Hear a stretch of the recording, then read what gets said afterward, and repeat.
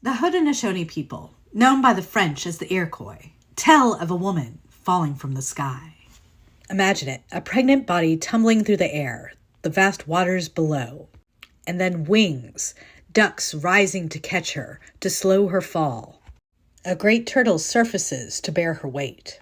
On that turtle's back, Skywoman gave birth to twin sons, one who made corn, tobacco, and medicine plants, and one who brought thorns, vermin, and strife. From her and from the island that grew beneath her came the 6 nations, Mohawk, Oneida, Onondaga, Coega, Seneca, and later Tuscarora. It's a creation story, yes, but it's also something more. A political story, a map of balance and accountability. A reminder that governance itself begins with relationship, with the earth, with one another, with the mothers who hold the families and a nation together.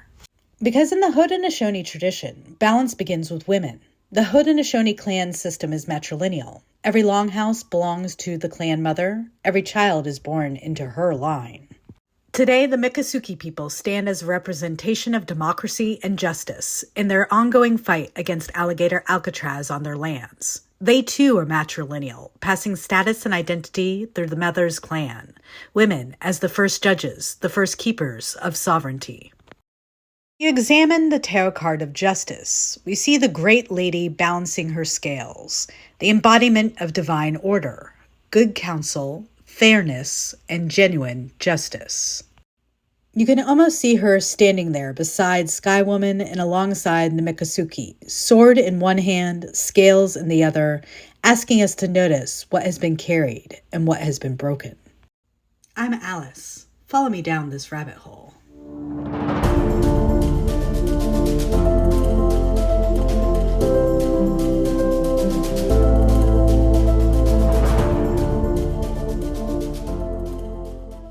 In 1744, at the Treaty of Lancaster, Kennicotego, speaker for the Onondaga tribe, offered advice to the colonies. Our wise forefathers established union and amity between the 5 nations. This has made us formidable. This has given us great weight and authority with our neighboring nations. By your observing the same methods, you will acquire fresh strength and power. Never disagree, but observe a strict friendship for one another, and thereby you, as well as we, will become the stronger. Benjamin Franklin listened. He printed Kennicotego's words in colonial newspapers, and from them came a gem of an idea. 13 colonies, bound together, just like the Haudenosaunee. History echoes. What Kennicotego taught the colonists, that survival requires unity, has been both remembered and erased. Franklin borrowed the model, but erased the teachers. The Confederacy gave the founders a framework, but the debt remains unpaid. As tribal secretary of the Miccosukee, William Popeye Osceola would later say about his own people, it feels like history is slowly not repeating, but echoing. Today, those echoes resound in the Florida Everglades. Long before Europeans arrived, the Miccosukee and Seminole tribes made their home in Kahalatl, Shimmering Waters. It was a refuge during the Seminole Wars, even when the U.S. tried and failed to force them west. They survived, built villages on tree islands, and passed sovereignty down through their mothers' clans. Now, on that same land, Florida Governor Ron DeSantis has built an immigrant detention center nicknamed Alligator Alcatraz.